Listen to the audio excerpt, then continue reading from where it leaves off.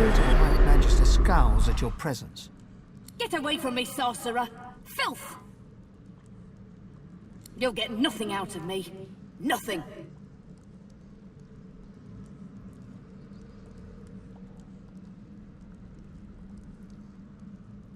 The spirit shoots you a venomous look, unimpressed by your offer.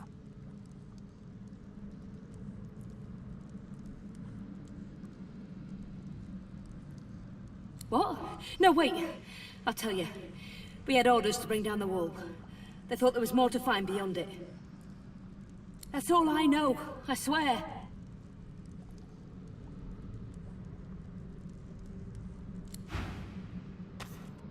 Impressive. A barrel-filling machine for the oil, I believe.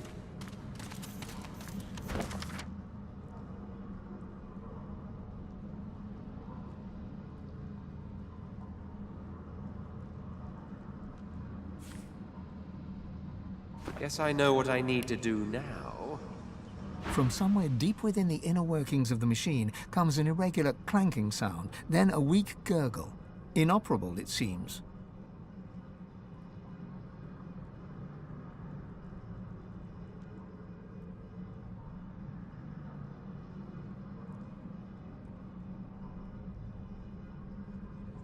There is a sudden shriek of grinding metal.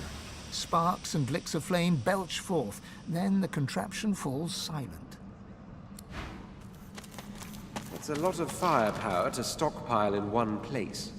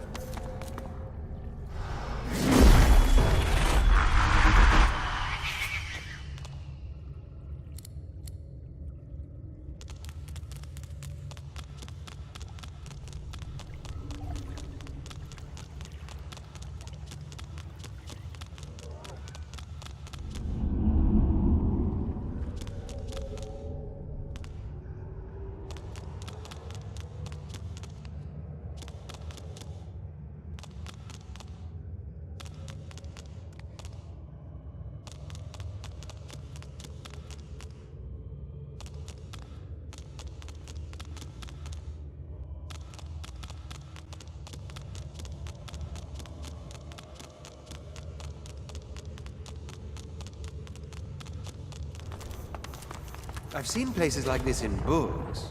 Never thought I would see something like this in reality.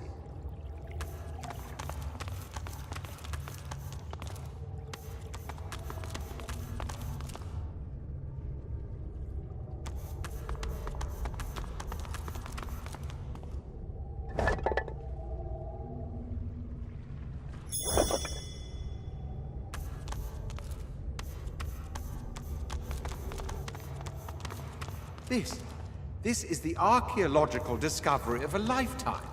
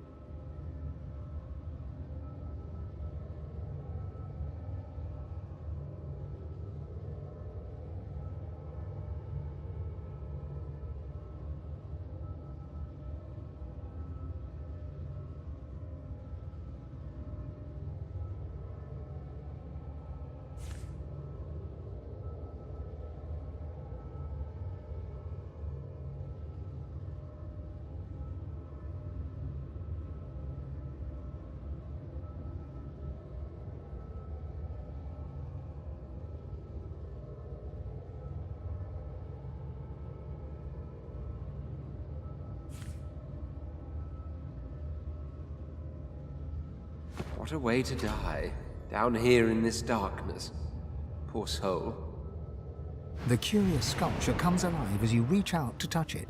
It thrums with power and throws flickering, dancing shadows against the walls. The carving is covered in strange glyphs that feel oddly familiar. They surround a gently glowing stone that makes you think of the night sky rolled into a ball.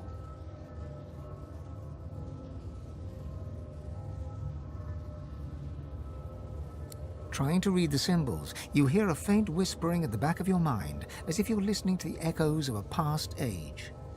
Your mind swims, and for a moment, the glyphs become clear. You read, "Our first lords babes with power glowed, our seconds born in blood that flowed. Our thirds young to the wind return, our fourths to glowing flames adjourn. Our fifth lord's cubs with minds were blessed, our sixths had brawn beyond the rest. Our seventh's brood spread from earth to glen, and thus no king shall rise again." You try to hold your focus as the whispering echo fades, but the letters waver, contorting and merging until they're nothing but meaningless glyphs once more. A riddle from the past. Or maybe a riddle about the past. It's Amadia, the mother of wizards. Ah, Ter Sandelius, worshipped by my people. Duna, the stoutest of the seven. No wonder the dwarves pray to him. Blessed Solstice, an elegant god for our elegant people. Zantedza, the goddess of mirth, worshipped by imps. The god of the orcs, Vrogir. Rallic, the first of the seven. He was as bullish as Vrogir, in his own way. That's it. We're through.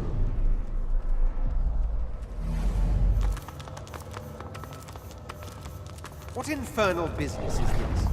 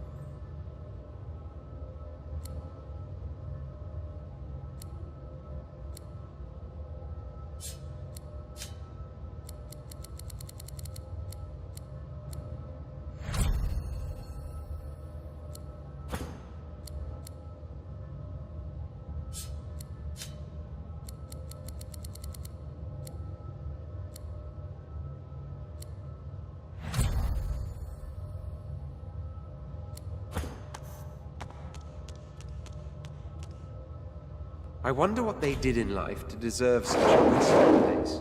As the creature crawls from the sarcophagus, you hear a gasp of breath. Fane steps forward, never taking his eyes off her. I must speak to her. It is vital. Please, stand aside. You hear a gasp from the creature as Fane steps forward. It speaks in a hissing, clicking language that seems both completely alien and somewhat familiar.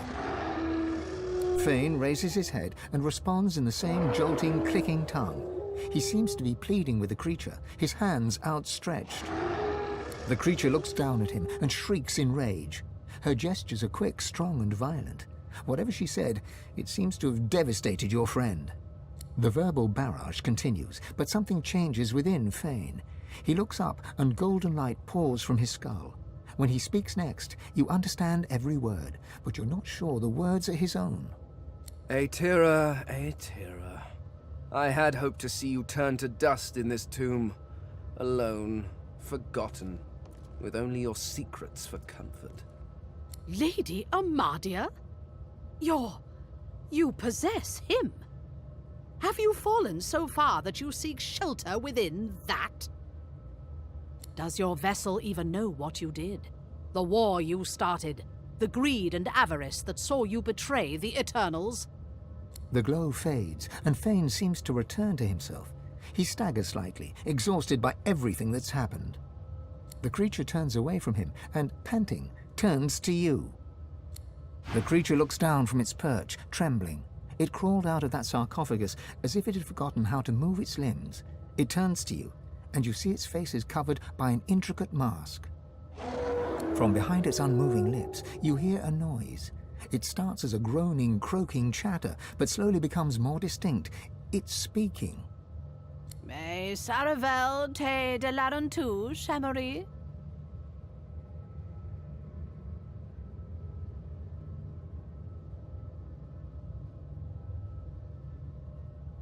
The stream of noise cuts off abruptly.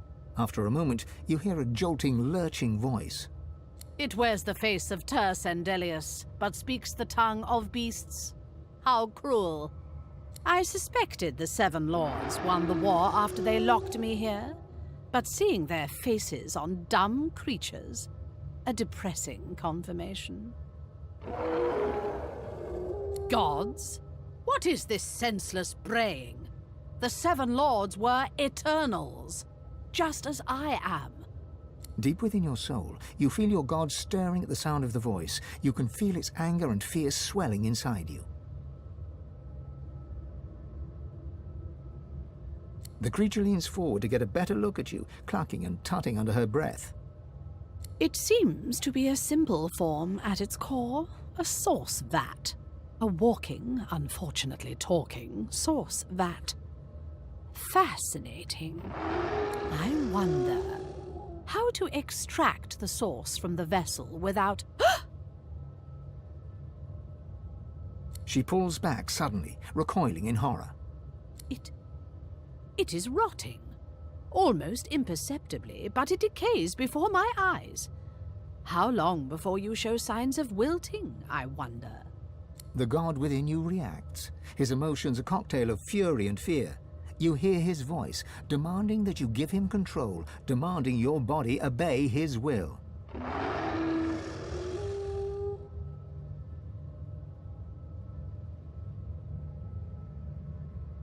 Aetera, you worm! An eternity locked away was too good for you. I should have seen you ground to dust and fed to the wind. Your heresies deserve nothing less. The figure recoils, as if struck. Rallic! What happened to you? Did you truly fall so far? Silence! It is your king that has fallen. He and all the other eternal cowards were flung into the void. And the power you were too scared to hunt has made me a god. And yet here you stand, small, weak, decaying. I will not even need the Aeteran to grind you into the dust. You feel your god freeze at the mention of this Aeteran, a cold terror settling in your chest. Where is it? Ah, of course you never found it. You always lacked imagination, my lord. I hid it in these very caves, although I can feel its distance now. Someone has uncovered it. Perhaps they intend to flay the godliness from you. No matter. Given your pathetic state, it is mine to collect at my leisure. As for that monstrosity you have made your shell, it was designed to die, and I think it is time that design were fulfilled. Do not worry. The source shall not be wasted. It will carry me from this tomb. It will bring me freedom at last.